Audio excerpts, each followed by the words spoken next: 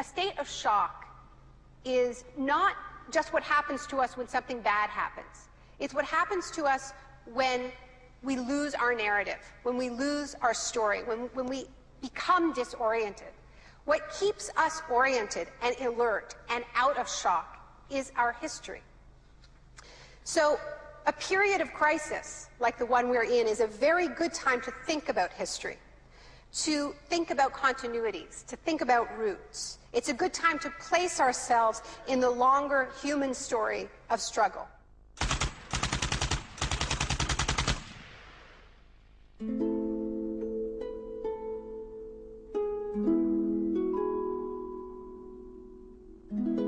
The story begins on June the 1st, 1951, when representatives of Western intelligence agencies secretly met with academics at Montreal's Ritz-Carlton Hotel. This meeting contributed to military-funded research into the effects of sensory deprivation at McGill University. Sensory deprivation really is a way of producing extreme monotony. It causes loss of critical capacity. The thinking is less clear. The subject complains that he can't even daydream. When you have college students that can't daydream, they're in a bad way. I began to think while we were doing our experiments that it's possible that something that involves physical discomfort or even pain might be more tolerable than simply the deprivation conditions that we studied. Hebb decided to stop work on the research. But I had no idea when I suggested that what a vicious weapon, potentially vicious weapon, this could be. These are the days and hours are the occasions. But experiments at McGill continued under the ambitious head of psychiatry, Dr. Ewan Cameron. What he did was much more than what we had done. We did our work strictly with the understanding that the subject could get up and walk out at any point he wished to, and some of them did. Cameron's patients were not so lucky. The Allen Memorial Institute, where he worked, began to resemble a macabre prison, where Cameron performed bizarre experiments on his psychiatric patients. Cameron wanted to de-pattern or wipe clean his patient's mind, so he could rebuild them from a blank slate. Janine Huard was a young mother of 4, suffering from postnatal depression. I used to shiver when they told me about, you're going to get a shock treatment tomorrow. I used to shiver. I was so scared of it.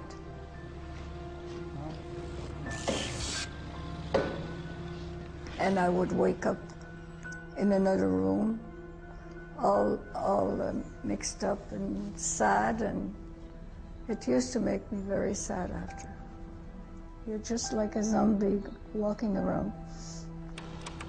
Cameron combined shock therapy with sleep therapy and the repeated playing of taped messages.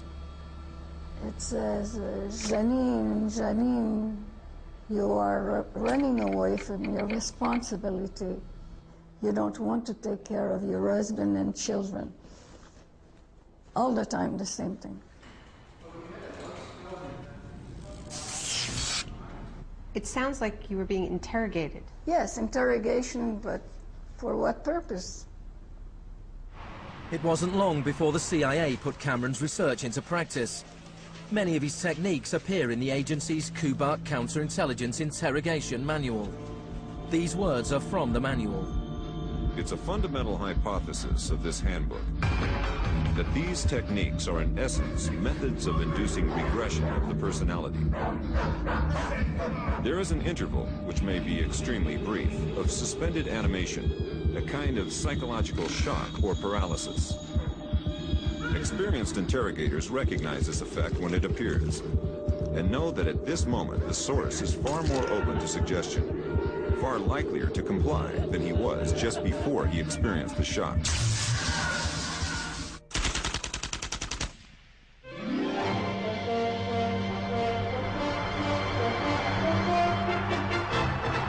At the same time as Ewan Cameron was conducting his experiments in Montreal, an exponent of another kind of shock was working not so far away.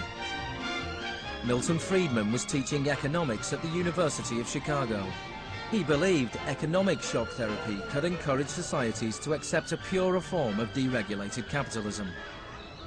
In October 2008, in the midst of the biggest financial crisis since 1929, Naomi Klein went to the University of Chicago to talk about Milton Friedman.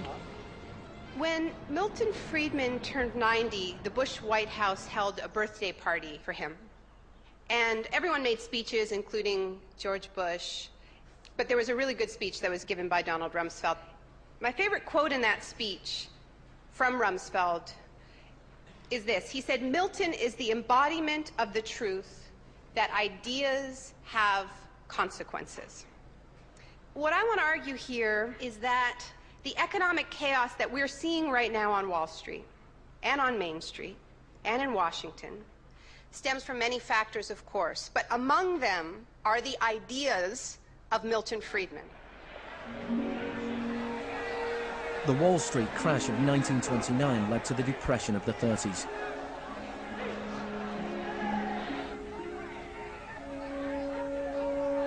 Central to Friedman's thesis was his opposition to the New Deal, announced by President Franklin Roosevelt in his inaugural speech.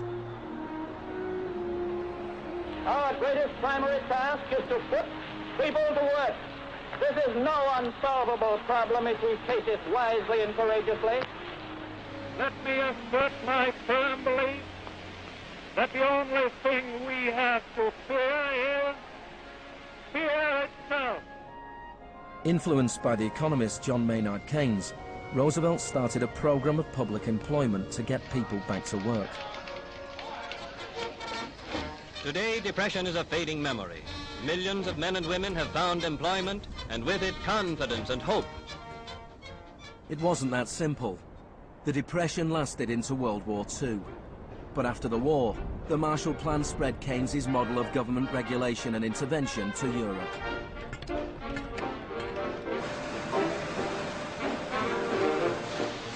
His principles were widely accepted, but not in the economics department of the University of Chicago. Milton Friedman from this university waged a war against the New Deal. Friedman was a member of a group called the Mont Pelerin Society, led by the Austrian economist Friedrich von Hayek. They believed that if governments stopped providing services and stopped regulating markets, the economy would correct itself.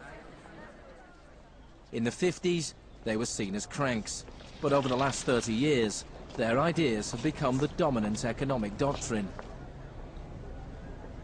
The thesis of the shock doctrine is that we've been sold a fairy tale about how these radical policies have swept the globe. That they haven't swept the globe on the backs of freedom and democracy, but they have needed shocks, they have needed crises, they have needed states of emergencies. Milton Friedman understood the utility of crisis. Only a crisis, actual or perceived, produces real change. When that crisis occurs, the actions that are taken depend on the ideas that are lying around.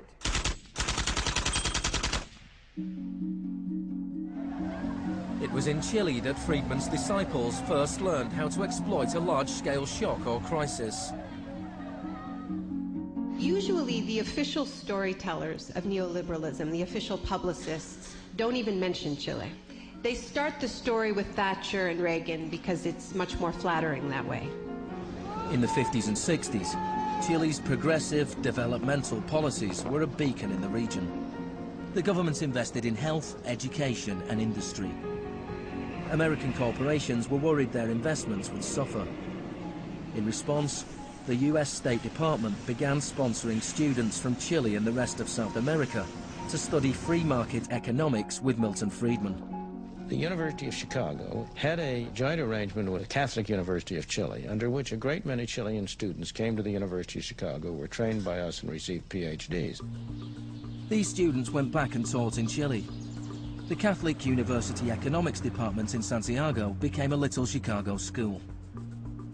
Arnold Harberger, the economist in charge of the program, described himself as a seriously dedicated missionary. In 1970, Salvador Allende's popular unity government won the election on a platform of nationalization of large sectors of the economy. Chile's phone company was majority owned by the US corporation ITT. It spearheaded attempts to stop Allende becoming president. It had the support of Richard Nixon in the White House. I was not there, but I can tell you what we now know to be a fact. He ordered the CIA to prevent Allende from assuming the presidency. And indeed, they tried to get me to lean on the Chilean military right after Allende was elected. Despite the efforts of the CIA, Allende was sworn in as president.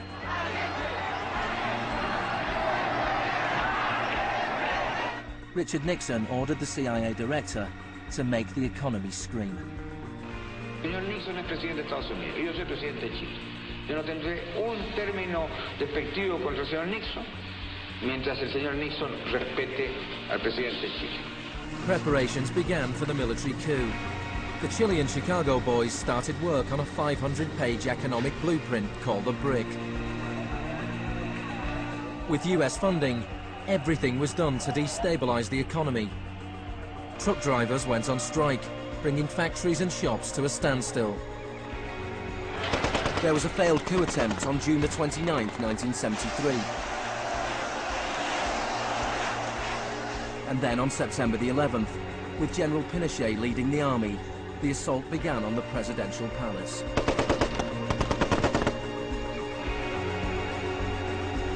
Chile had enjoyed 41 years of uninterrupted, peaceful democratic rule. Now it was being violently overthrown.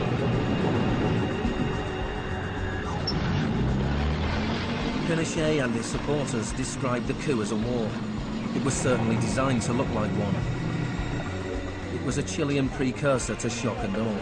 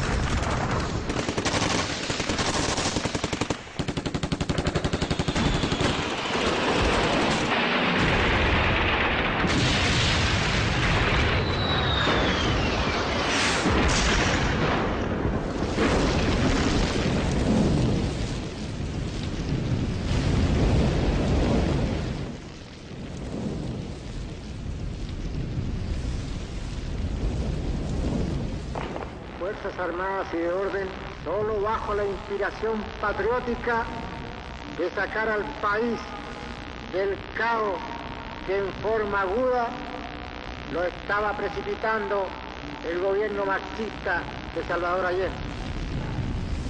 The Chicago boys delivered their economic blueprint, the BRIC, to Pinochet.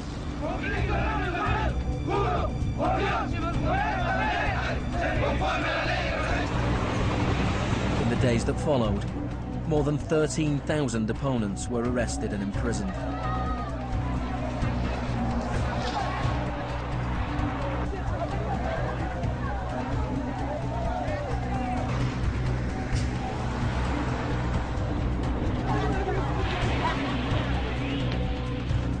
Thousands of prisoners were held in the National Stadium. Many were tortured. Chile became notorious around the world. ¿Cuántas personas?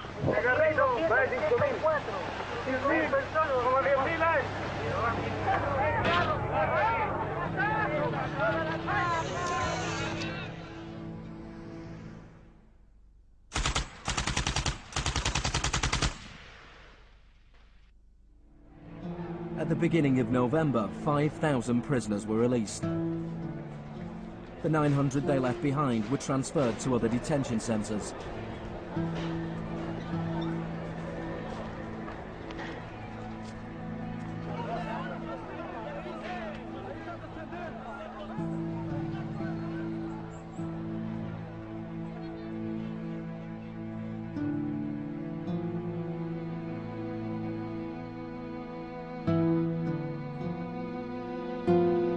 Less than a month later, FIFA allowed Chile to play a World Cup qualifier in the very same stadium.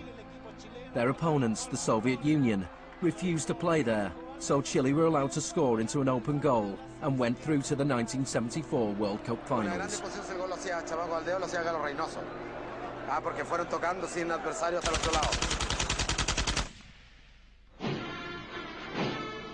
With the population in shock, Pinochet imposed the policies recommended by the Chicago Boys.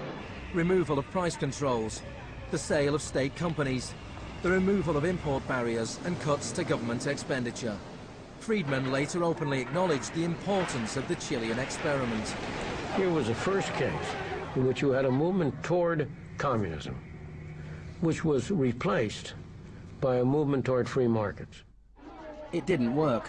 A year later, inflation was 375% per year, the highest in the world. So in March 1975, Arnold Harberger and Milton Friedman flew into Santiago. He used a phrase that had never before been used in a real-world economic crisis. He called for shock treatment. He said that he was like a doctor that was going to help a country that was suffering an epidemic, and he was simply prescribing the medicine. Friedman wrote that General Pinochet was sympathetically attracted to the idea of a shock treatment, but was clearly distressed at the temporary unemployment it might cause.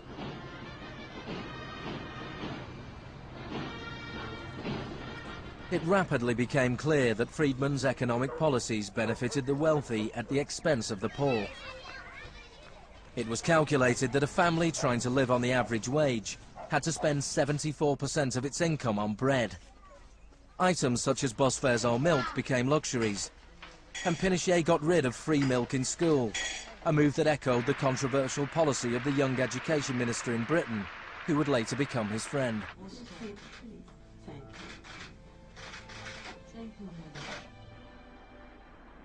In order to enforce these economic policies, there had to be an enemy to fear. Tampoco creo yo que se haya triunfado totalmente sobre el marxismo. El marxismo es como un fantasma. Cuesta mucho tomarlo. Mejor dicho, no se puede tomar.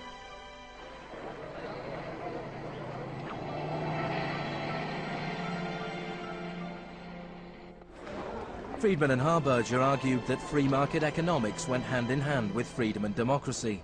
But in Chile, where their ideas were being implemented within the context of a military dictatorship, the opposite was true. Many in Latin America saw a direct connection between the economic shocks that impoverished millions of people and the epidemic of torture inflicted on those who believed in a different kind of society. One of those was Orlando Letelier. Letelier had been Allende's ambassador in Washington. He spent a year in one of Pinochet's prisons before being exiled back to America.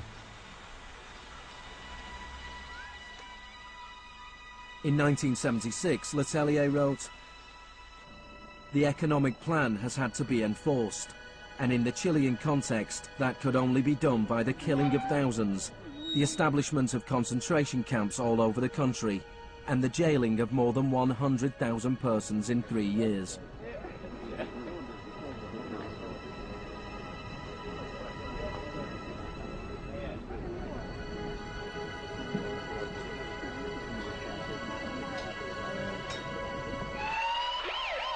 Less than a month later, Letelier was killed by a car bomb. Good evening. A powerful bomb today tore through a car as it was driving along Washington's usually quiet Embassy Row. The Chilean was Orlando Letelier, who also had been foreign minister during the last months of the late Salvador Allende's Marxist regime. Richard Roth reports. Michael Townley, a member of Pinochet's secret police, was behind the bombing.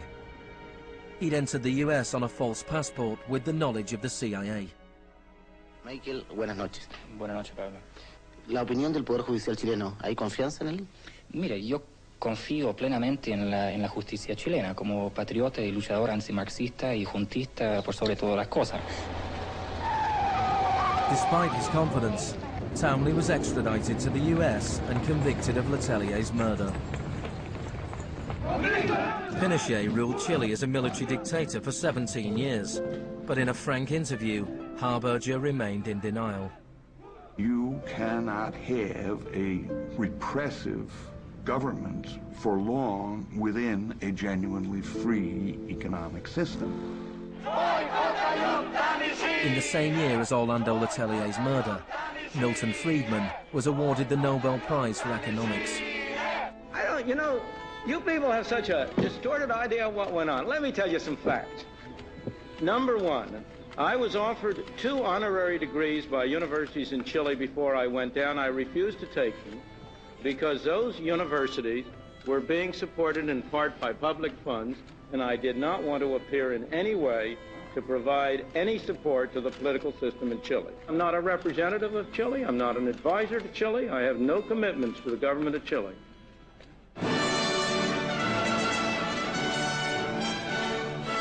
I now turn to you, Professor Milton Friedman.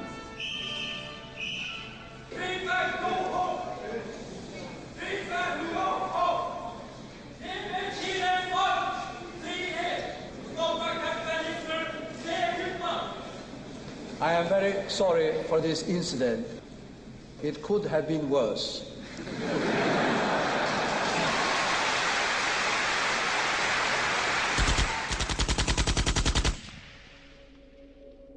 What I'm trying to do in the shock doctrine is tell an alternative history of how this savage stream of pure capitalism that we've been living, capitalism unrestrained, came to dominate the world. Chile wasn't the only country in South America to adopt Chicago school policies.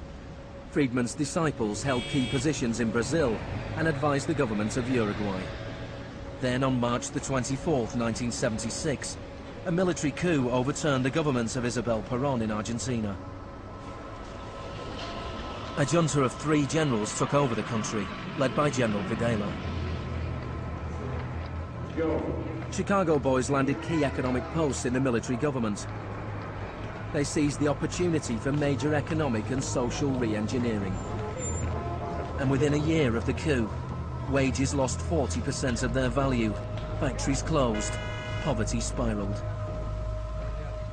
Just as in Chile, people had to be terrorized into accepting these economic policies.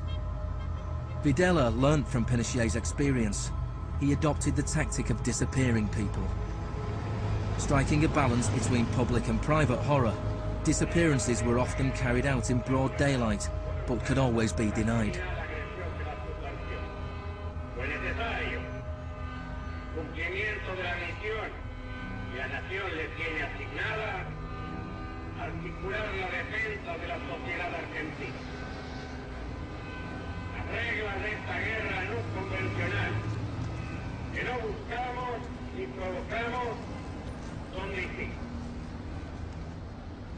Many of the techniques used by the Chilean and Argentinian military had been learnt in the US-run School of the Americas.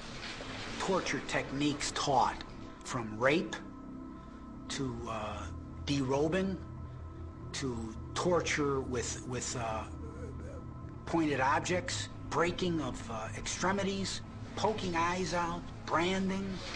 In Latin America, there are various regimes which at the moment are abusing human rights. Political murder, torture, deportations, imprisonment without trial, using the techniques they may have learned in this establishment. You may be right. If you can say that the skills which we've taught here have been applied, I can't deny that. The use of torture of a known enemy soldier to gain some kind of military advantage, I think is justifiable and smart. To go beyond that, to use torture techniques merely to intimidate people is completely wrong, unethical and immoral.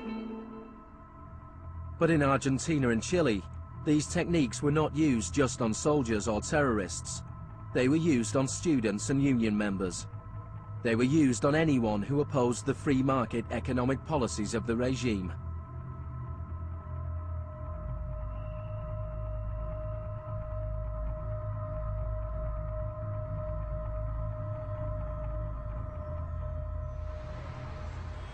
In 1978, the Argentine junta hosted the World Cup.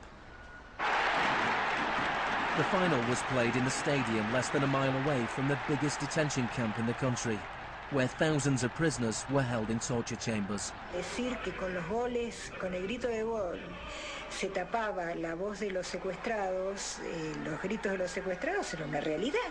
Organización extraordinaria, miles y miles de banderas, miles y miles de gargantas enronquecidas, 25 millones de argentinos que tienen un solo color, el celeste y blanco.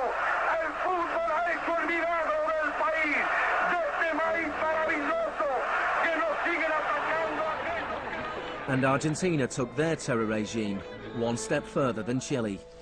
Among the disappeared were hundreds of pregnant women, women who were allowed to give birth before being murdered. De todas aquellas mujeres que estaban embarazadas, les permitieron tener a sus hijos para una vez que nacieran sacárselos. Y eso sucedió con 500. Yo soy uno de esos 500. Those children, many of whom were raised by families connected to the military, were a powerful reminder of the junta's project to re-engineer an entire society.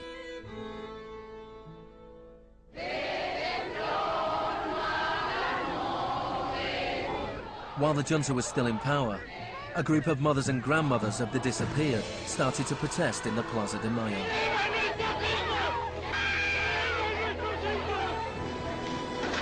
They turned detective, searching for the disappeared children. After the junta collapsed, some were found and reunited with their families. Occasionally they found remains. Mostly they found nothing. General Videla was found guilty of murder, kidnapping and torture.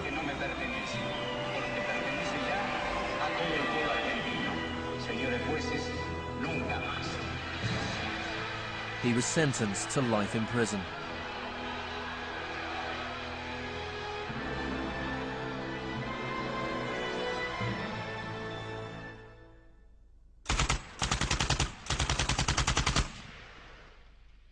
Early experiments in Latin America presented Friedman and his cohorts with a serious ideological problem. Friedman had promised that these policies would not just make the elites richer, but that they would create the freest possible societies, that this was a war against tyranny, that capitalism and freedom went hand in hand. Yet here we see that in the 70s, the only countries putting these ideas into practice were military dictatorships. Nixon had fully supported imposing these types of brutal free market policies in South American dictatorships. But when it came to domestic economic policy in the United States, where Nixon had to worry about getting re-elected, it was a very, very different story.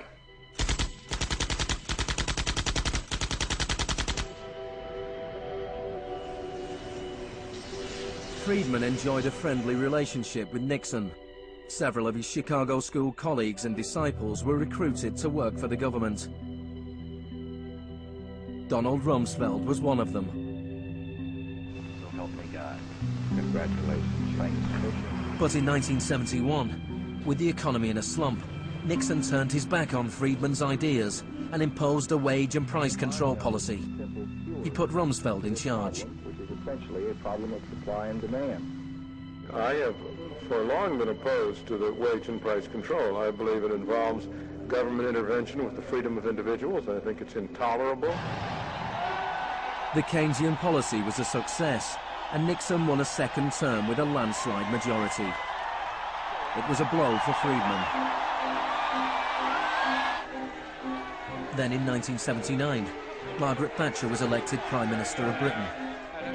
Her intellectual guru was Milton Friedman's old mentor, Friedrich von Hayek. And just over a year later, Ronald Reagan was elected President of the United States. Both Britain and America were now ruled by unabashed Freemanites.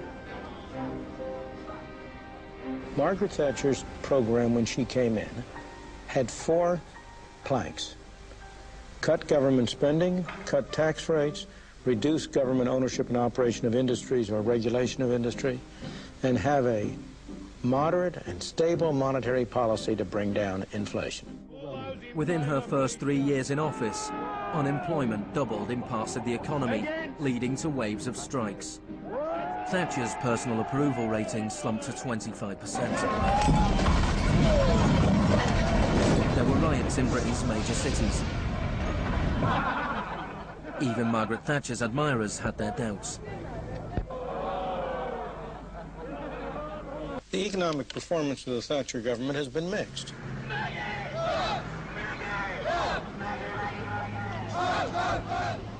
To those waiting with bated breath for that favorite media catchphrase, the U-turn, I have only one thing to say. U-turn if you want to. The ladies not for turning. Friedrich von Hayek urged Thatcher to copy Pinochet's economic shock therapy policies.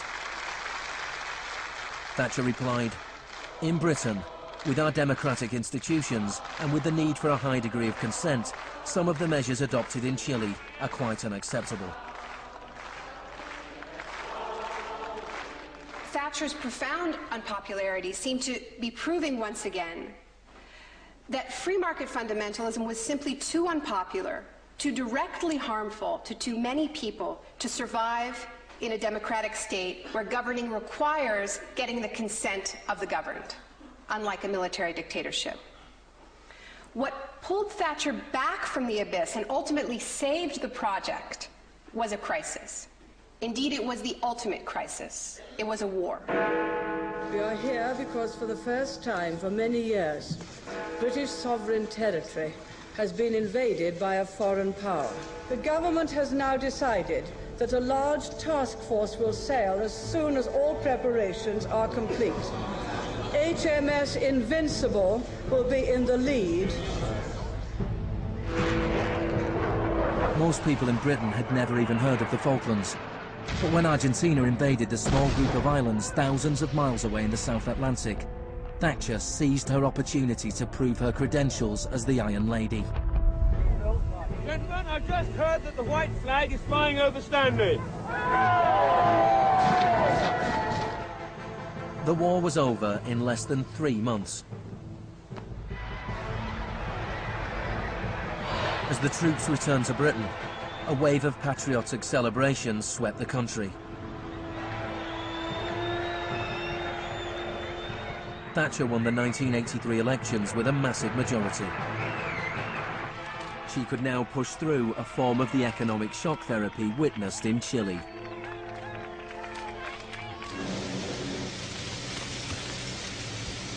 The most powerful union in Britain was the National Union of Mine Workers. When the National Coal Board tried to close pits down, the miners went on strike. Parts of central London are brought to a halt as thousands of miners and sympathizers march through the city in support of the miners' strike. It's Britain's longest and most bitter since 1926, and the most expensive ever. The strike lasted almost a year. Thatcher used every means at her disposal to destroy the union.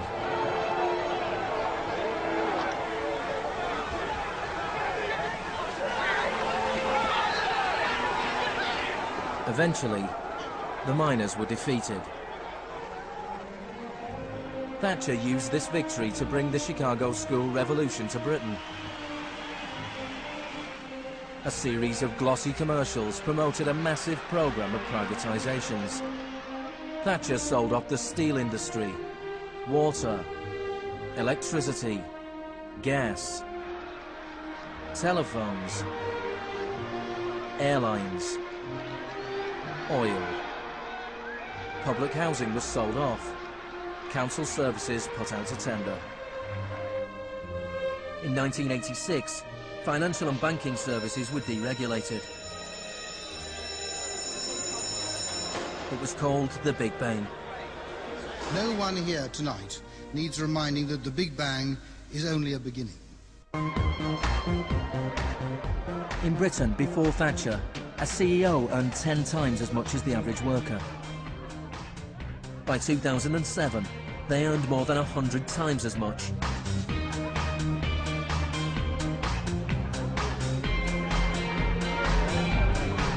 In the US, before Reagan, CEOs earned 43 times as much as the average worker. By 2005, they earned more than 400 times as much. Friedman openly acknowledged the importance of Thatcher and Reagan in the spreading of Chicago school policies around the world. The coincidence of Thatcher and Reagan having been in office at the same time was enormously important for the public acceptance worldwide of a different approach to economic and monetary policy.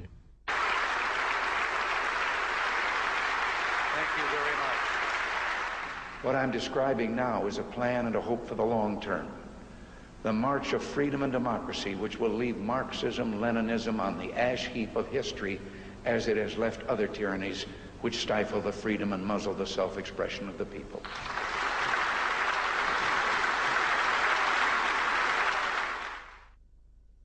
Now, we all know the fairy tale about the fall of communism, that the West under Reagan and Thatcher looked so prosperous to the people of the former communist bloc that they themselves demanded radical free market policies.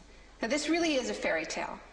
It is true that people who had been living under authoritarian communism genuinely wanted democracy, and it's also true that people wanted to be able to go out and buy blue jeans and have Big Macs. That is true. But that does not mean that they wanted the kind of Wild West capitalism of oligarchs gone mad and no social protections that so many Eastern Bloc countries actually ended up with and suffer under to this day.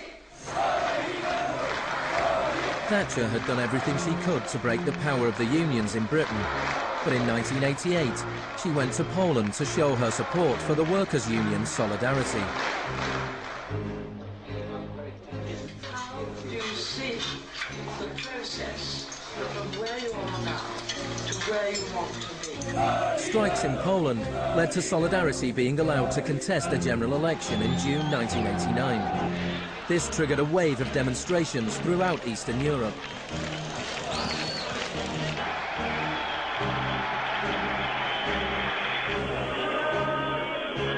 In the past, the Soviet Union had used military force to crush democratic movements. But the Soviet Union had a new type of leader, Mikhail Gorbachev, who was committed to glasnost and perestroika. He talked about a third way, a gradual transition to Scandinavian-style social democracy, something between free market capitalism and communism. Gorbachev charmed the public and politicians of the West.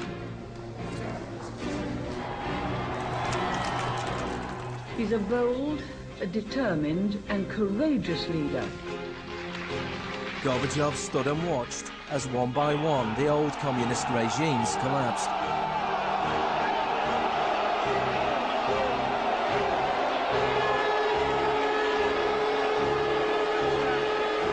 At the end of the year, the most famous symbol of the division of Europe came tumbling down.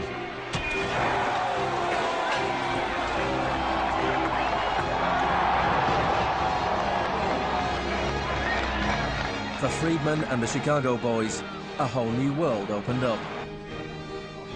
In the Soviet Union, Gorbachev was hoping to gradually reform the Russian economy. In 1991, Gorbachev was invited to the G7 summit in London. He was hoping for financial support for his gradual economic reforms. Instead, he was told that unless he embraced radical shock therapy, there would be no aid at all. Thank you, Mr. President. That's not a little close. The next month, there was a coup attempt against him. A group of Communist Party hardliners placed Gorbachev under house arrest in his holiday home in the Crimea. Tanks surrounded the White House, the Russian parliament.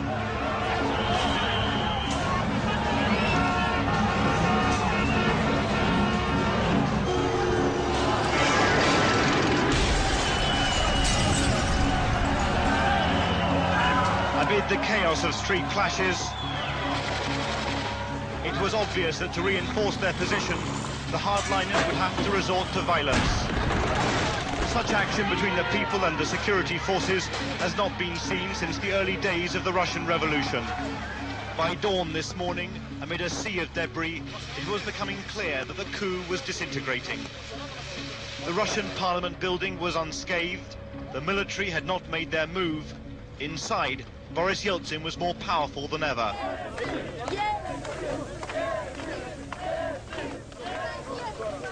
This was Yeltsin's finest hour.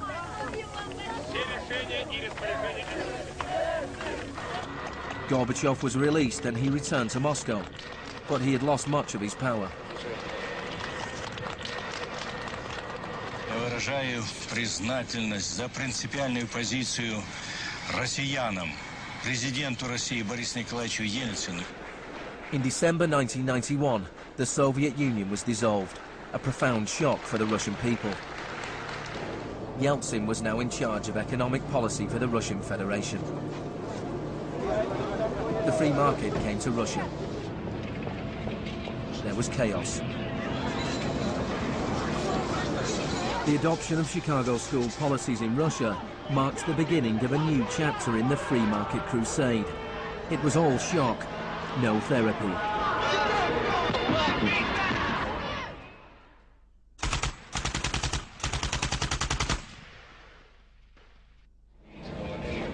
Despite the public efforts to promote popular capitalism, the reality was a small handful of businessmen made vast fortunes. State industries were sold off at bargain basement prices.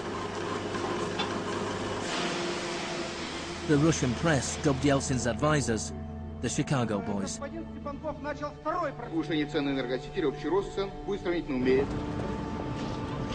Yeltsin's shock therapy meant that in 1992, the average Russian consumed 40% less than in 1991. A third of Russians fell below the poverty line, and wages weren't paid for months. One expert today predicted 140 million Russians will soon be living below the poverty line. Corruption was rife. Organized crime boomed. Moscow became the new Wild West.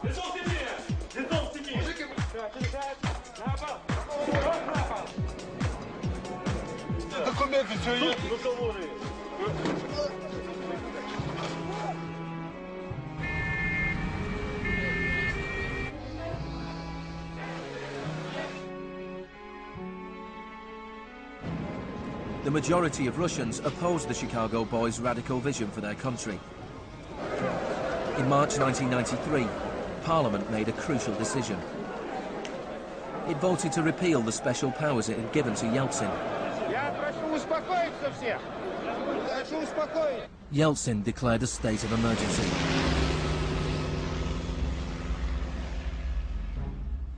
The Constitutional Court ruled that it was illegal.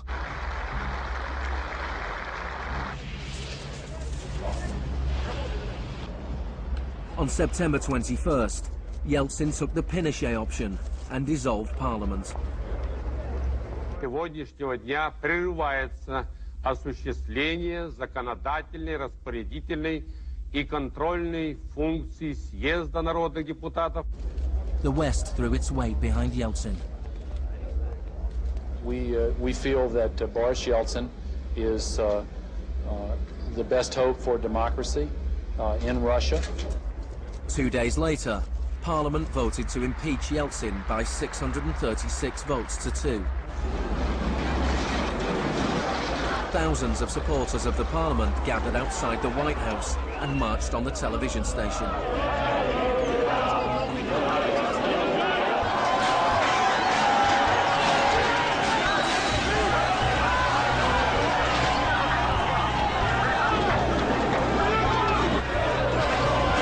It looked like the supporters of Parliament were winning. Yeltsin flew back to Moscow from his holiday home. That night, 100 demonstrators were killed as the Yeltsin authorities fought back.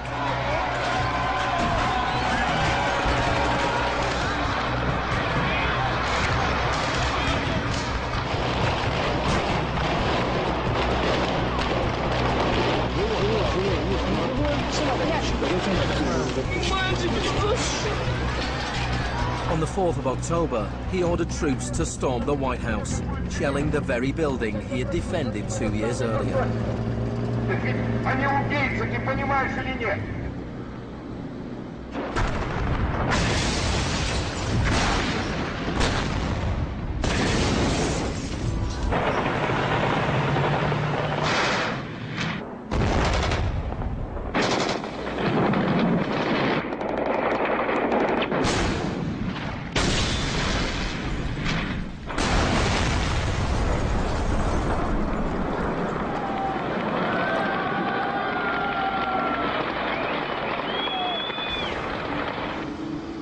Warren Christopher, the US Secretary of State, said, "The United States does not easily support the suspension of parliaments, but these are extraordinary times."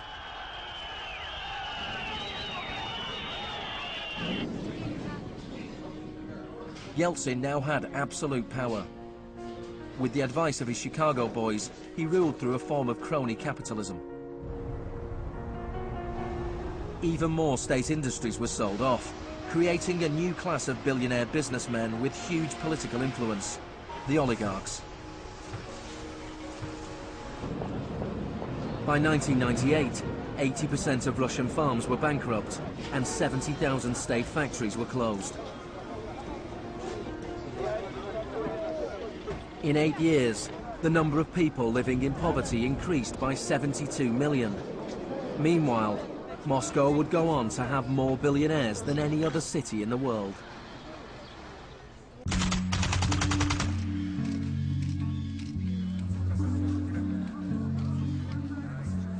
Good afternoon. Thank you for coming. Today it is my honor to announce that I'm submitting the name of Donald Rumsfeld to be Secretary of Defense. I look forward to serving our country again. Rumsfeld had been Secretary of Defense before under Gerald Ford.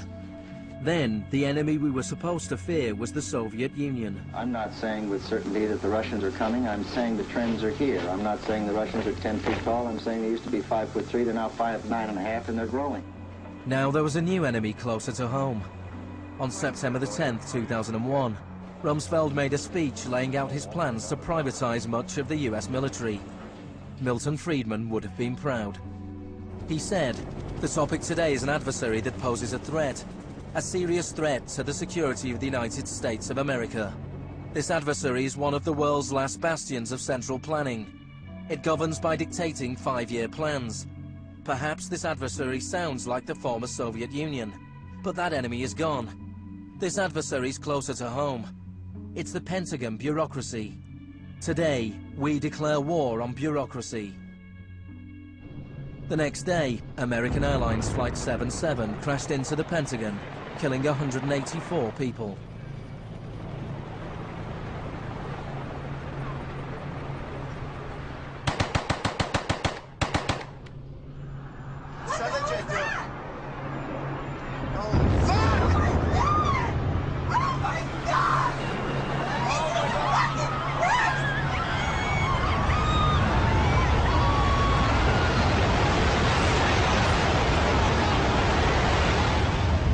Think about that feeling after those attacks.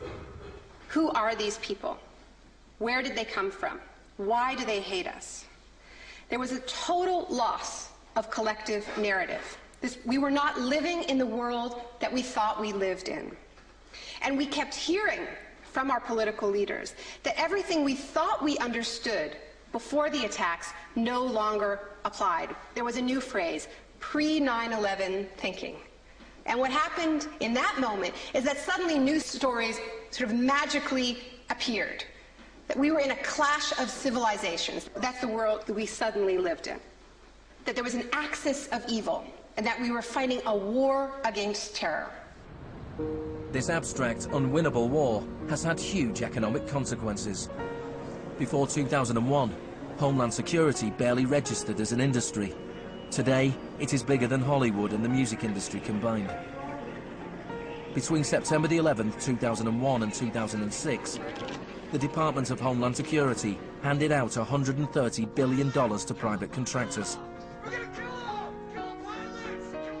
This is the disaster capitalism complex, a new economy built on fear. This will be a monumental struggle of good versus evil. The best defense against terror is a global offensive against terror, wherever it might be found. The first phase of this war was the bombing of Afghanistan.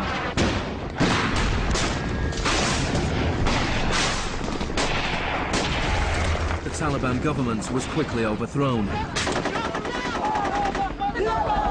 The aftermath of the war was more complicated. Our fight against terrorism began in Afghanistan, but it will not end there.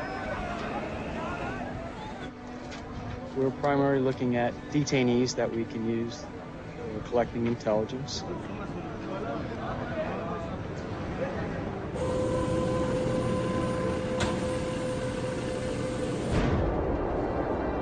Guantanamo was the first time that the techniques of the Kubark Manual were explicitly and publicly being used by American forces, officially sanctioned in the White House and openly broadcast on television around the world.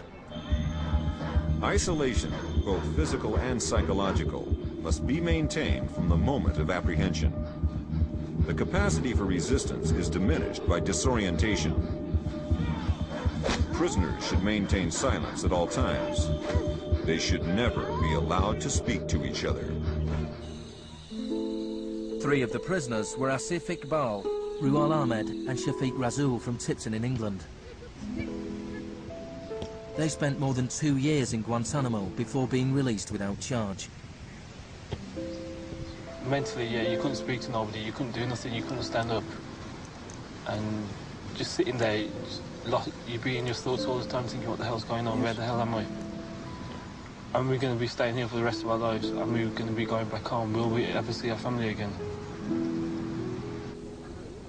Of the 779 prisoners that have been held in Guantanamo Bay, only 3 have ever been convicted of any offence.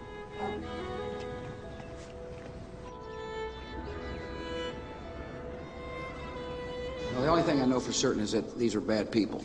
It was a message to the whole world, and the message was clear. It was, this is what happens to you if you get in our way. The war on terror is not about one man, and it is not about one country. There were many justifications given for the invasion of Iraq. But if the US had really wanted to attack a country where the leaders of Al-Qaeda were thought to be hiding, which had nuclear weapons and was selling nuclear technology to other countries, then Pakistan would have been the obvious choice. It had close connections to the Taliban and was being run by a military dictator.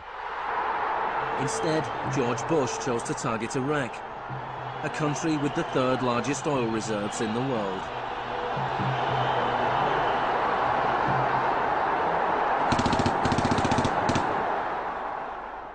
Now, about the Defense Department's war plan. It is not like that for the Gulf War. It's more along the lines of the Panama invasion of 1989. CBS News has been told it would start on what's called A-Day. A as in airstrikes. Airstrikes so devastating, they would leave Saddam's soldiers unable or unwilling to fight.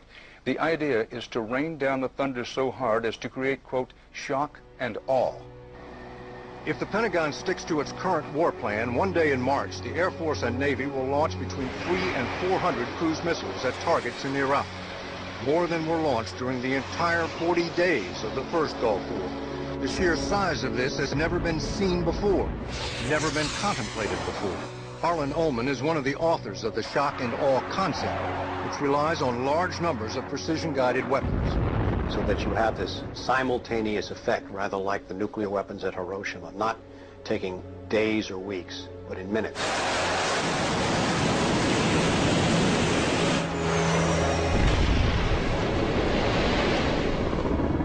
You also take the city down. By that I mean you get rid of their power, their water, and you begin this relentless campaign to wear them down so that 2, 3, 4, 5 days they are physically, emotionally, and psychologically exhausted.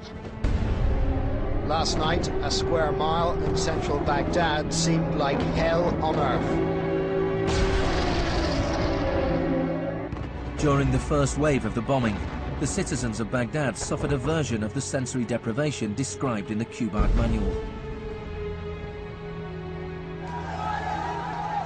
In the chaos that followed the overthrow of Saddam Hussein, the US did little to stop the looting. Some US officials even thought it gave them a head start on dismantling the Iraqi state. John Agresto, Director of Higher Education Reconstruction, said he saw the looting of schools as the opportunity for a clean start. In fact, before sanctions, Iraq had the best education system in the region. 89% of Iraqis were literate. By contrast, in New Mexico, John Agresto's home state, 46% of the population were functionally illiterate. In Iraq, you had three distinct forms of shock that were all working together and reinforcing each other. You had the shock of the war, which was immediately followed by economic shock therapy imposed under Paul Bremer. And as resistance to that economic transformation, that very rapid economic shock grew, you had the shock of enforcement, including torture. Three different kinds of shock.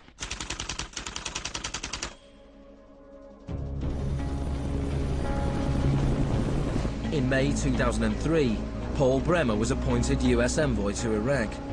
2 weeks after he arrived, he declared the country open for business. We considered that the coalition had very broad authorities to determine the direction of the Iraqi economy.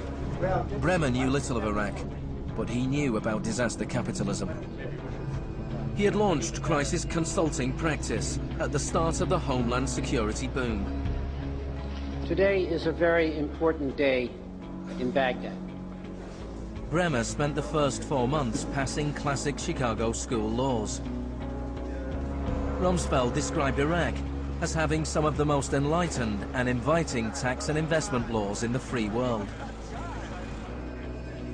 One of the first acts of Bremer was to fire 500,000 state workers. This was partly an act of debartification, but slashing governments was also vintage Friedman. Money was promised for reconstruction. Our investment in the future of Afghanistan and Iraq is the greatest commitment of its kind since the Marshall Plan. But in fact, it was just the opposite. Whereas the Marshall Plan was intended to boost European industries, US aid money in Iraq was spent on US corporations. If work came to Iraqis, it came at the bottom of a series of subcontractors. Creative associates received contracts worth $100 million to draft the curriculum and print new textbooks for the education system. Management and technology consultant Bearing Point was awarded contracts worth $240 million to build a market-driven system in Iraq. North Carolina-based RTI received contracts worth $466 million to advise on bringing democracy to Iraq. And Halliburton was awarded $20 billion in cost-plus Iraqi contracts. Parsons was handed $186 million to build 142 health clinics. Only 6 were ever completed. And basic electricity and water supplies hardly improved, despite billions being spent in the first 4 years. We're going to succeed here, and when we succeed here, we will have done something important, not just for 25 million Iraqis. We will have done something that serves Western interests in this whole region. Even the new Iraqi currency was printed abroad. Let me show you an example of these notes.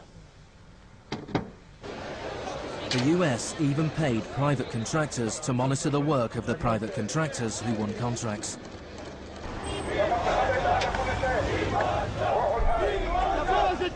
I was in Baghdad in 2004, and this is the period when bombs started to go off regularly in Baghdad. In fact, the night that I arrived, a bomb went off very near a hotel.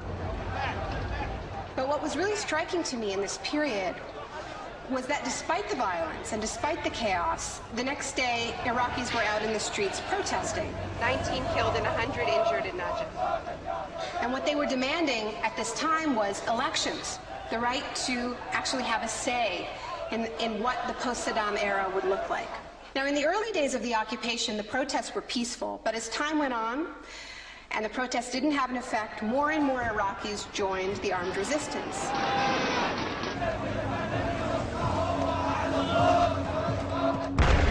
The violence spun out of control.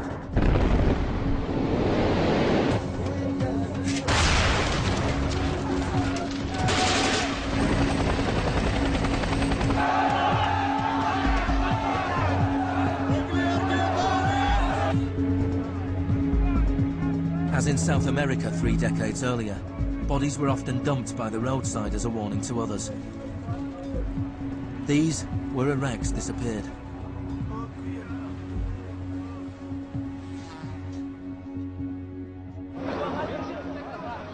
Extremely aggressive measures were needed to suppress the opposition.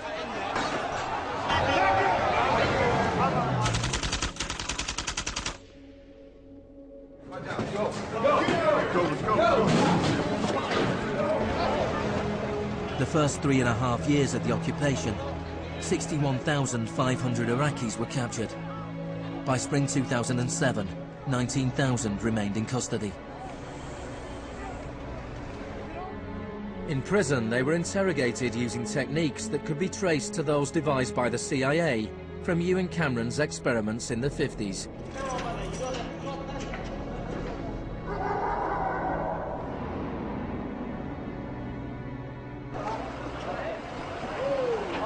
According to the Red Cross, US military officials admitted that between 70 and 90% of arrests in Iraq were mistakes.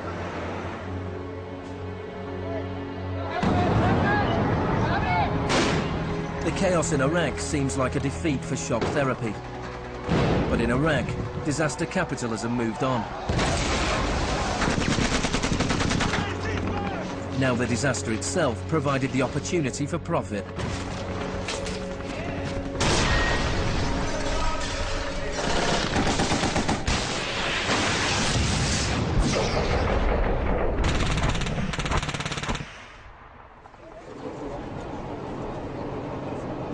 US military spending has almost doubled since 2001, nearing $700 billion per year.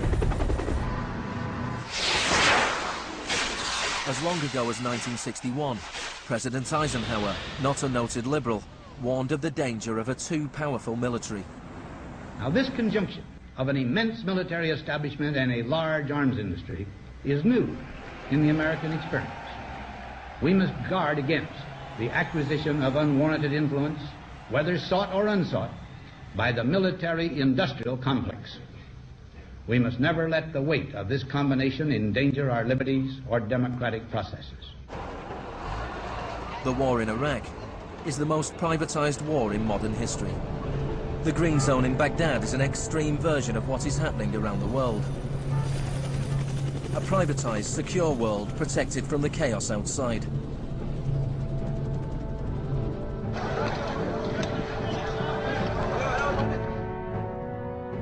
In 1991, in the First Gulf War, for every 100 soldiers there was one military contractor.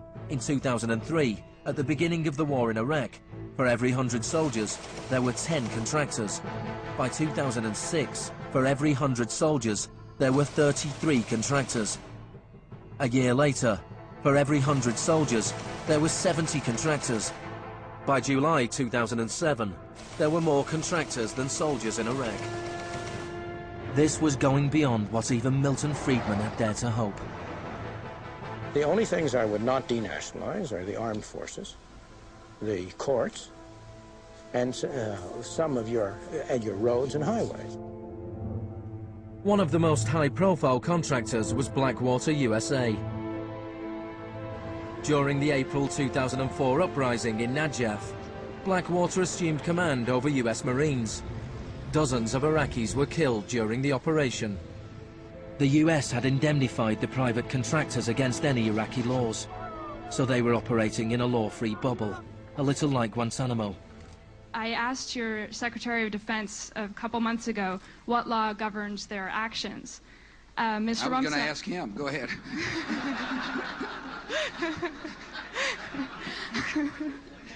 Help. Well, I was hoping...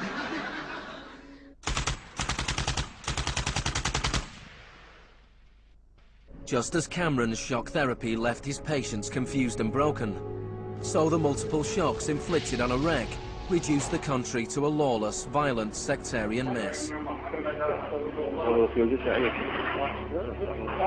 By the time of Saddam Hussein's execution in 2006, 1,000 Iraqis were being killed each week.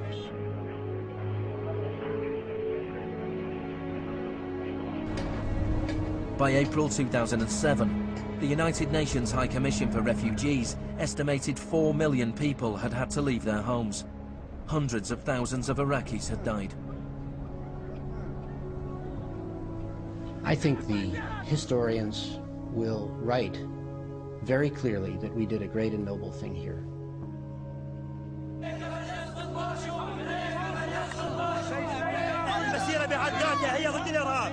ضد الإرهاب الأمريكي، لأن الأمريكان يقتلون النساء ويعتقلون النساء ويقتلون الأطفال ويهينون الشيوخ ويقتلون الشباب. أمريكا بحقها هي الإرهاب.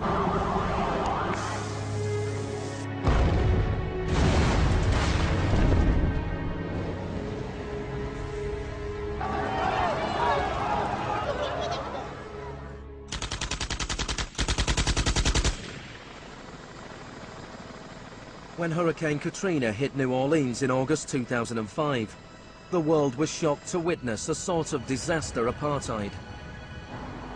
The economically secure drove out of town, while tens of thousands of the vulnerable were stranded with little or no help from the state. I went to New Orleans while the city was still underwater. And what I saw was that what I had witnessed in Iraq was repeating, not in the aftermath of a war, but in the aftermath of a tremendous natural disaster. Milton Friedman died in 2006.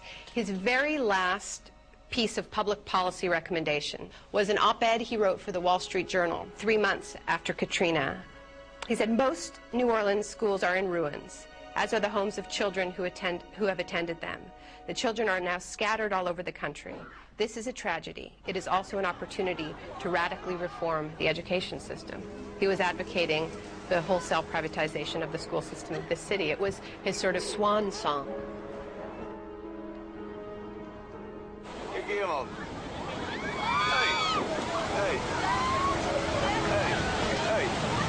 I'd witnessed a similar process in Sri Lanka in the aftermath of the 2004 tsunami.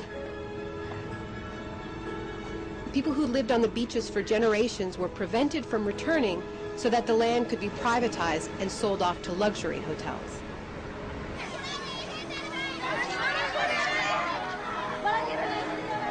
And this is exactly what I mean by the shock doctrine, the systematic raiding of the public sphere in the aftermath of a disaster, when people are too focused on the emergency, on their daily concerns, to protect their interests.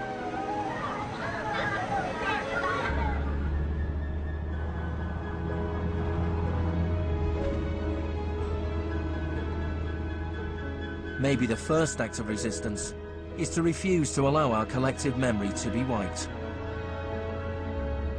In 2008, Naomi Klein visited Villa Grimaldi with Isabel Morel, the widow of Orlando Letelier.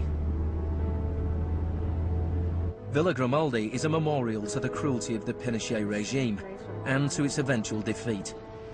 Villa Grimaldi fue el principal centro de tortura mientras se buscaba implementar la política de shock económico. Esta es la que tú señalas en el libro como las casas de uno por uno donde estaban los detenidos en Villa Grimaldi. It's not that I loved Pinochet, but I think that he was our teacher in many things. We learned about evil.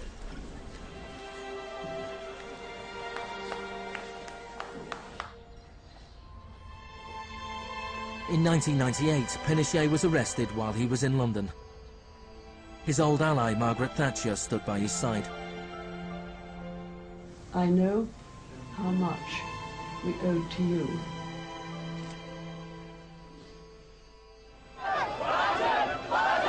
It took 30 years for the economic experiment originally test-driven by Pinochet to make its way around the globe to Iraq.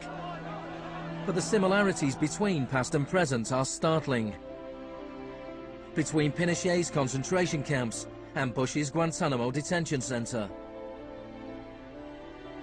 between the disappeared in Chile and those in Iraq, between the experiments of Ewan Cameron and the torture meted out on the prisoners of Abu Ghraib. These are the days and hours. He erased all the past. That's why he gave electroshocks. All the past from the patient, and he would implant some new ideas. But Janine resisted. In 1988, the CIA agreed to pay compensation to Janine and other victims of Ewan Cameron's experiments. Janine, are you proud that they tried to break you and that you have fought so hard and won? In a way I am. In a way I am. Because I must have some willpower seeds in me. It is very, very hard to fight a government. People would tell me, Janine, you don't fight a government. What's the matter with you? They're too big. But I had faith that we would win.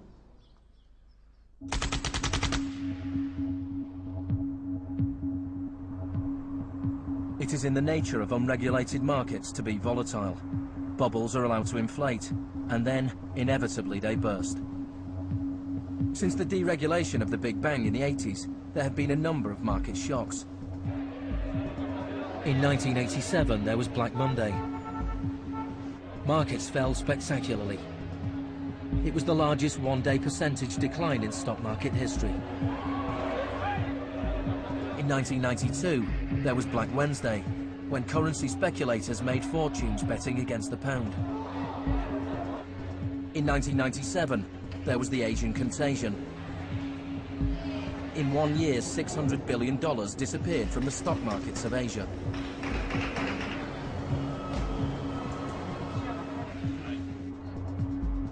And then, in September 2008, the financial markets imploded. The market is not functioning properly. There has been a widespread loss of confidence.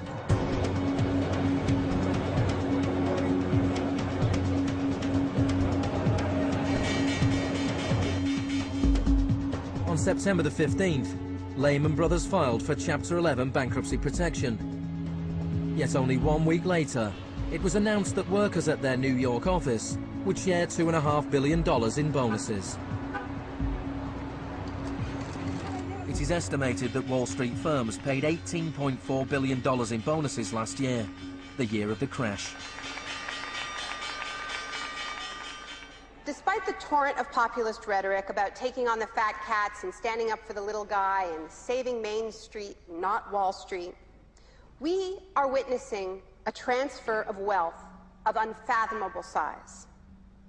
It is a transfer of wealth from public hands, from the hands of government, collected from regular people in the form of taxes, into the hands of the wealthiest corporations and individuals in the world. Needless to say, the very individuals and corporations that created this crisis.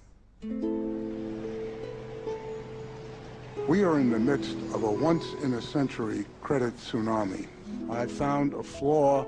I don't know how significant or permanent it is, but I've been very distressed by that fact. In the United States, it was the financial crisis that secured Obama's victory. Americans wanted to change course. Hello, Chicago!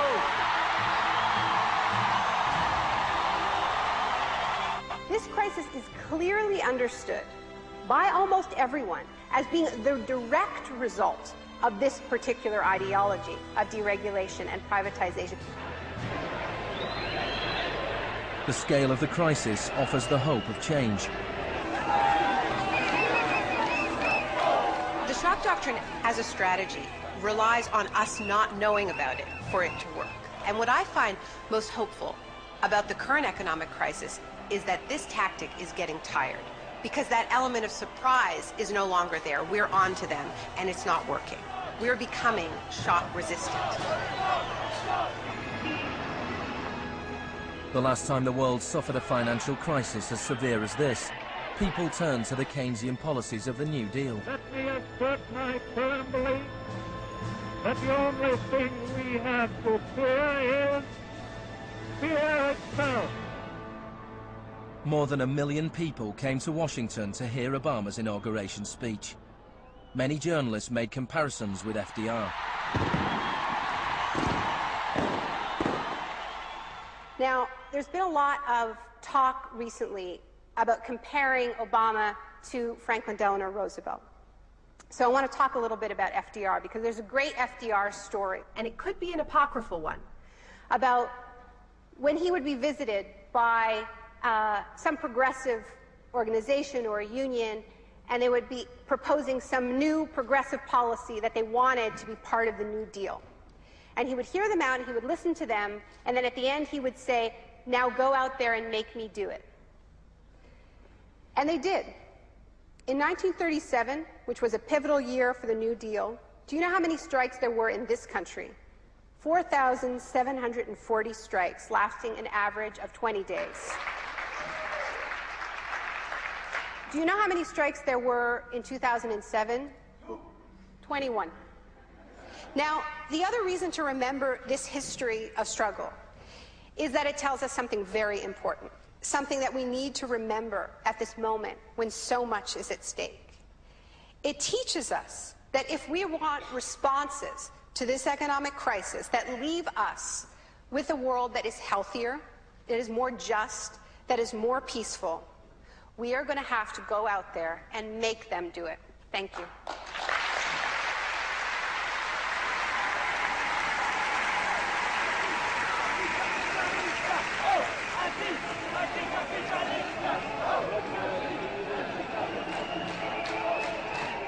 Next week's exclusive new true story is Nursery University, more for Tuesday night at 10. And stay with us for the story of the rise and downfall of Enron, the smartest guys in the room.